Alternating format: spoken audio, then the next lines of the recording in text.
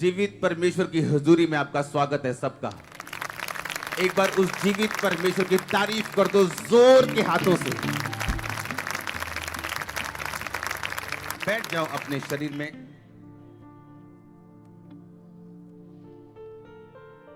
अपने हाथों को उठाओ, जितना वचन मैं सुनूं 100 गुना फलों को लेके आऊं।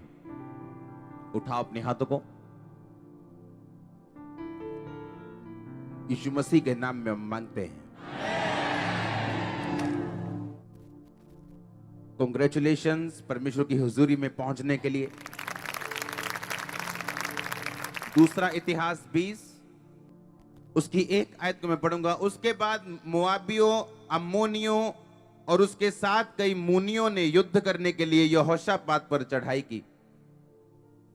तब लोगों ने आकर यहोशापात को बता दिया कि ताल के पार से एदोम देश से एक बड़ी भीड़ तुझ पर चढ़ाई कर रही, और देख वो हस्सा सोनंतार नाम तक की एनगदी जो कहलाता है पहुंच गई है। तब यहोशापात डर गया और यहोवा की खोज में लग गया, और उसने पूरे यहूदा में उपवास का प्रचार करवाया। अतः यहूदी यहोवा से सहायता मांगने के लिए इकट्ठा हुए, वरन वे यहूदा के सब नगरों से यहोवा से भेंट करने के लिए आए। उसके बाद मैं 21 आयत को पढ़ूंगा। तब उसने प्रजा के साथ सम्मति करके कितनों को ठहराया कि पवित्रता से शोभायमान होकर हथियारबंदों के आगे आगे चलते हुए यहोवा के गीत गाएं, और ये कहते हुए उसकी स्तुति करें, यहोवा का धन्यवाद करो क्योंकि उसकी करुणा सदा की है। जिस समय वो गाकर स्तुति करने लगे, उसी समय यहोवा ने अम्मोनियों, मोआबियों और सेयर के पहाड़ी देश के लोगों पर जो यहूदा के विरुद्ध आ रहे थे घातकों को बैठा दिया, और वो मारे गए। सब बोलो आमीन। आप जानते हैं आप एक युद्ध में हैं, हाँ या ना? और हमारी लड़ाई किसके साथ है? शैतान के साथ, अंधकार की शक्तियों के साथ। अब एक राजा यहोशापात, बाइबल कहती है कि जब उसे मालूम हुआ कि 3 तरह के लोग उस पर चढ़ाई करने के लिए आ चुके हैं, लिखा उसने उपवास का प्रचार करवाया। किसका प्रचार करवाया? आपको एक पड़ोसी को अपने बोलना है कि मेरी लड़ाई आत्मिक है। बोलो। तो लड़नी भी कैसे पड़ेगी? आत्मिक तरीके के साथ। आमीन। उस राजा ने यह नहीं देखा मेरे पास कितनी बंदूकें पड़ी, कितनी तलवारें पड़ी मेरे पास, कितनी ढालें पड़ी, लड़ने के लिए कितने लोग हैं मेरे पास, सबको इकट्ठा करो, सेनापतियों को, मंत्रियों को। बाइबल कहती है उसने कुछ भी ऐसा नहीं किया।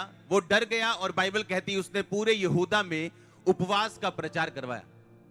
और उसने अपने लोगों से यह कहा कि जाओ और फास्टिंग करनी है और प्रेयर करनी है, क्योंकि युद्ध शुरू हो चुका है और कुछ देशों ने इकट्ठे होके हम पे युद्ध करने के लिए चढ़ाई कर दी है। आमीन। जब एक राजे को यह चीज मालूम हुई, बाइबल कहती है उसने उपवास का प्रचार करवाया। संसारिक रीति के साथ उसे उठ के सेनापति इकट्ठे करने चाहिए थे, अपने देश के जो योद्धा थे उन्हें इकट्ठा करना चाहिए था और बोलना चाहिए था देखो भी युद्ध शुरू हो गया, चलो आओ लड़िए अपा परमेश्वर के नाम। पर बाइबल कहती उसने उठा और उपवास का प्रचार करवाया।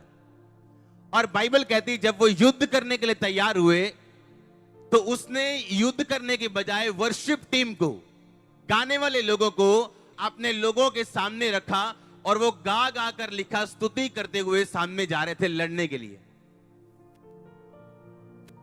कभी ऐसी लड़ाई भी लड़ते देखी आपने कि तलवारों की जगह एक वर्शिप टीम हो जो आगे स्तुति करती हुई ये गा रही है कि यहोवा का धन्यवाद करो क्योंकि उसकी करुणा सदा की।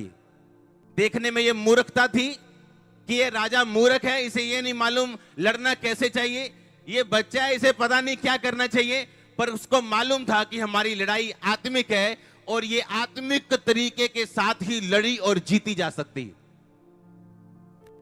अब इमेजिन करो एक राजा अपनी सेना के साथ आ रहा है और उसके आगे आगे वर्शिप टीम आ रही। आप सोचेंगे राजा पागल हो गया, ये संकी हो गया, दिमाग खराब हो गया इसका, शायद ये गाने बजाने का शौकीन है, इसने गाने बजाने वाले लोग आगे रख लिए, वर्शिप कर रहे हैं वो लोग, इसे मालूम नहीं हर चीज का टाइम होना चाहिए। गधी हो गई है तू, हर संडे चर्च जाना शुरू हो गई है तू। हर संडे थोड़ी जाते हैं, हम भी तो परमेश्वर को मानते ही हैं। हाँ हम जाते हैं, साल में 2 बार जाओ, दिल में रखो। उनकी निगाह में आप पागल हैं, मैं पागल हूं, पर जीत हमारी है। हमारी लड़ाई आत्मिक है और आत्मिक तरीके से लड़के इसको जीता जा सकता है। हम अपने दुश्मनों को मार कर नहीं, उनको माफ करके जीतते हैं और जीत हमारी है। परमेश्वर ने कहा जब लोग तुम्हारी निंदा करें तो मत घबराना। वो परमेश्वर का एक एडवर्टाइजमेंट प्लान है आप लोगों के लिए। जो आप नहीं कर सकते आपका एनिमी कर सकता है आपके लिए। आपका बेस्ट फ्रेंड नहीं कर सकता आपके लिए, पर आपके एनिमीज आपको वहां लेके जा सकते हैं जहां आपको आपका फ्रेंड लेके नहीं जा सकता। इसी तरह से इन सालों में मैं आगे बढ़ा हूं और आगे भी जाऊंगा, और ये स्पीड बढ़ेगी। अब वो गाड़ी में सिलेंडर फिट होते हैं ना, कितने सिलेंडर है? ये 2 सिलेंडर है। अब ये 8 सिलेंडर वाली गाड़ी बनने वाली है। आमीन। मत्ती 4 में लिखा, परमेश्वर ने कहा जब उसने पहले चेलों को बुलाया, लिखा उसने जब अंद्रयास को और पतरस को देखा और बोला मेरे पीछे चले आओ, मैं तुम्हें मनुष्यों के मछुआरे बनाऊंगा, मनुष्यों को पकड़ने वाला बनाऊंगा। उसके बाद लिखा उसने जब्दी के पुत्र याकूब को, उसके भाई यूहन्ना को जाल सुधारते हुए देखा और उसको कहा मेरे पीछे चले आओ। लिखा वो दोनों मछुआरे अपने पिता को मजदूरों के साथ छोड़कर यीशु मसीह के पीछे हो गए। आज मैं जो बात आपको बताने वाला हूं, अगर पल्ले पड़ गई, आप ब्लेस्ड हो, मोर देन ब्लेस्ड हो। आपको ये चीज तो समझ आ गई हमारी लड़ाई क्या है, आत्मिक। हो सकता है आप जिस सिर के दर्द के जाने के लिए प्रार्थना कर रहे हैं, वो सिर्फ प्रार्थना करने से ना जाए। ऐसा हो सकता है कि जिस मुसीबत के जाने के लिए आप प्रार्थना कर रहे हैं, आपके प्रार्थना करने के बावजूद वो ना जाए जब तक आप इस वचन को फॉलो नहीं करेंगे जो मैं आपको बताने वाला हूं। उसके कोड़े खाने से मैं चंगा हो चुका हूं। जो कमजोर है बोले मैं बलवान हूं, है ना? यह सब हम वचन बोलते हैं हर संडे, पर आपको क्या ये मालूम है कि ये वचन प्रिंसिपल्स पे आधारित है। इनकी घोषणा कुछ शर्तों और नियमों के ऊपर टिकी हुई। क्या आपको यह मालूम है?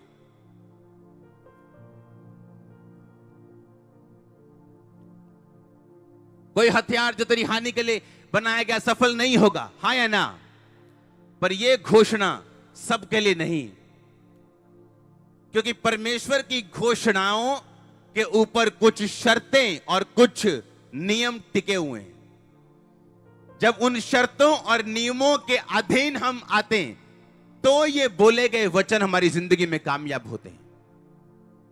कितने मेरी बात को समझ रहे हैं? परमेश्वर ने कहा याकूब यूहन्ना मेरे पीछे आओ। लिखा वो अपने पिता को जाल पे छोड़ के, इसका मतलब बड़ा काम था, बिजी थे, वो मजदूर भी थे उनके पास, इसका मतलब अच्छा बिजनेस था उनका। और लिखा सब कुछ छोड़कर वो परमेश्वर के पीछे चल गए। पतरस को परमेश्वर ने कहा क्या तुम मुझसे प्यार करता है? हाँ परमेश्वर करता हूं, मेरी भेड़ों को चरा। क्या तुम मुझसे प्यार करता है? हाँ करता हूं। दूसरी बार फिर पूछा, मेरे मेमनों को चरा, मेरे भेड़ों की रखवाली कर। मैं आज एक चीज आपको बताना चाहता हूं, अगर आप एक क्रिश्चियन हैं, यीशु मसीह के वायदों पे विश्वास करते हैं, अंगीकार करते हैं, उसके कोड़े खाने से मैं चंगा हो चुका हूं, मैं ब्लेस्ड हूं, मैं फलाना हूं, मैं ये हूं, और अगर आप रूहें बचाने में परमेश्वर के किंगडम के साथ नहीं, तो ये वायदे भी आपके लिए नहीं है। मोस्ट इंपॉर्टेंट थिंग जिसके लिए आज आप चर्च में आए हो, वो आपकी हीलिंग नहीं है, वो आपकी डिलीवरेंस नहीं है। वो कमांड इतनी भारी थी, परमेश्वर ने कहा पतरस क्या तुम मुझसे प्यार करता है? हाँ करता हूं, मेरी भेड़ों को चरा। क्या तुम मुझसे प्यार करता है? हाँ, मेरे मेमनों को चरा। क्या तुम मुझसे प्यार करता है? मेरी भेड़ों की रख। इसका मतलब अगर आप खुदा से प्यार करते हैं तो आप रूहें बचाएंगे, और अगर आप नहीं करते और सिर्फ आशीष लेने के लिए खुदा से प्यार करते हैं, तो आपको रूहें बचाने में कोई भी इंटरेस्ट नहीं होगा। जिस तरह मुझे कोई इंटरेस्ट नहीं था रूहें बचाने में 2004 में, क्योंकि मैं सिर्फ हीलिंग लेने के लिए परमेश्वर के पास आया था। मैं फास्टिंग भी हीलिंग के लिए रखता था, प्रेयर भी हीलिंग के लिए कर रहा था। और अगर मैं जल्दी चंगा हो जाता तो शायद आज यहां बैठा भी ना होता, प्रचार करना दूर की बात होती। परमेश्वर ने मेरे दुख को लंबा कर दिया ताकि मैं परमेश्वर को जान सकूं। और जब मैंने परमेश्वर को जान लिया, हीलिंग साइड पे करके उसको खोजना शुरू किया और रूहें बचानी शुरू की। हालेलुया। एक टाइम आया जब मुझे मालूम था कि मेरी हीलिंग होनी नहीं, अब क्या करेंगे, फिर भी रूहें बचाएं। और ये सुप्रीम वर्क